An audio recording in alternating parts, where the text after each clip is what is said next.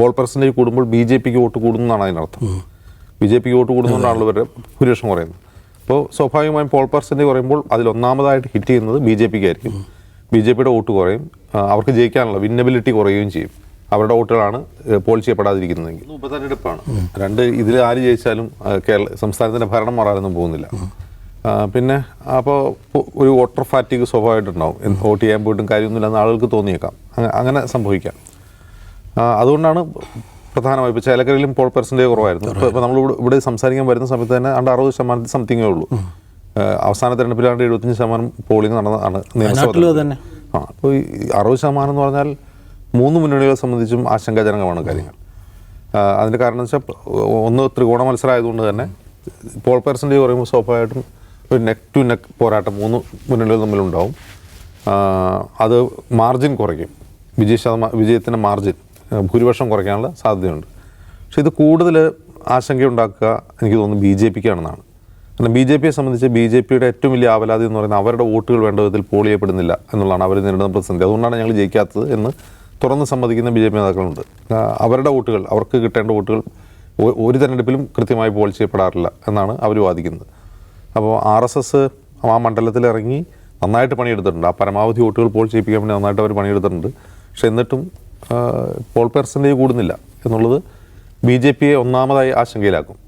രണ്ടാമത് UDFനെ സംബന്ധിച്ച് UDF കഴിഞ്ഞ തവണ ചെറിയ മാർജിനിൽ ജയിച്ചതാണ്. അത് പക്ഷേ 75% പോൾ പെർസെൻറ്റേജ് ഉള്ള സമയത്താണ്. 75% പോൾ പെർസെൻറ്റേജ് ഉള്ള സമയത്ത് ചെറിയ മാർജിൻ ജയിച്ചു എന്നതിനർത്ഥം അവിടെ പോൾ പെർസെൻറ്റേജ് കൂടുമ്പോൾ ബി ജെ പിക്ക് വോട്ട് കൂടുന്നതാണ് അതിനർത്ഥം. ബി ജെ പിക്ക് വോട്ട് കൂടുന്നതുകൊണ്ടാണല്ലോ ഇവരുടെ ഭൂരിപക്ഷം കുറയുന്നത്. അപ്പോൾ സ്വാഭാവികമായും പോൾ പെർസെൻറ്റേജ് കുറയുമ്പോൾ അതിലൊന്നാമതായിട്ട് ഹിറ്റ് ചെയ്യുന്നത് ബി ജെ പിക്ക് ആയിരിക്കും. ബി ജെ പിയുടെ വോട്ട് കുറയും, അവർക്ക് ജയിക്കാനുള്ള വിന്നബിലിറ്റി കുറയുകയും ചെയ്യും. അവരുടെ വോട്ടുകളാണ് പോൾ ചെയ്യപ്പെടാതിരിക്കുന്നതെങ്കിൽ. മൂന്നാമത്തെ സെനാരിയോ LDFനെ സംബന്ധിച്ച് അവർക്ക് വോട്ട് പെർസെൻറ്റേജ് വർദ്ധിപ്പിക്കേണ്ടതുണ്ട്. LDF അവകാശപ്പെടുന്നത് അവരാണ് 2ാം സ്ഥാനത്ത്, ബി ജെ പി 3ാം സ്ഥാനത്തേക്ക് പോയെന്നാണ്. അങ്ങനെ ഒരു സെനാരിയോയും വന്നുകൂടായികയില്ല. കാരണം LDF എല്ലാ തരത്തിലുള്ള പ്രചാരണം അഴിച്ചുവിട്ടിട്ടുണ്ട്. അപ്പോൾ സരിൻ വോട്ട് ശതമാനം വർദ്ധിക്കുകയാണെങ്കിൽ ഈ LDF പറയുന്നത് പോലെ ബി ജെ പി 3ാം സ്ഥാനത്തേക്ക് പോകുമെന്നൊക്കെ നമുക്ക് ഇപ്പോൾ പറയാൻ കഴിയില്ല.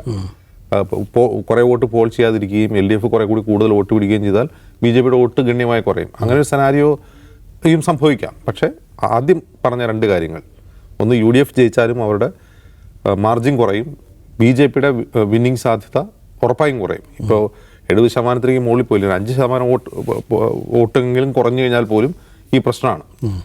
അപ്പോൾ നമ്മളിപ്പോൾ കാണുന്നത് ഏറ്റവും പ്രധാനപ്പെട്ട കാര്യം ബി ജെ പി വോട്ടുകൾ കൃത്യമായി പോൾ ചെയ്യപ്പെട്ടിട്ടില്ല എന്നാണോ മനസ്സിലാക്കേണ്ടത് എന്നുള്ളത് നമുക്ക് ഇനിയിപ്പോൾ ഇലക്ഷൻ റിസൾട്ട് വന്നു കഴിഞ്ഞാൽ മനസ്സിലാക്കാൻ കഴിയുള്ളൂ. ഈ ആദ്യത്തെ 2-3 സെനാരിയോ അതിൽ തീർച്ചയായിട്ടും ഉണ്ട്. ഒരു ചെറിയ മാർജിനിൽ ജയിക്കാൻ കഴിയൂ ആര് ജയിച്ചാലും എന്നുള്ളതാണ് ഒന്നാമത്തെ കാര്യം.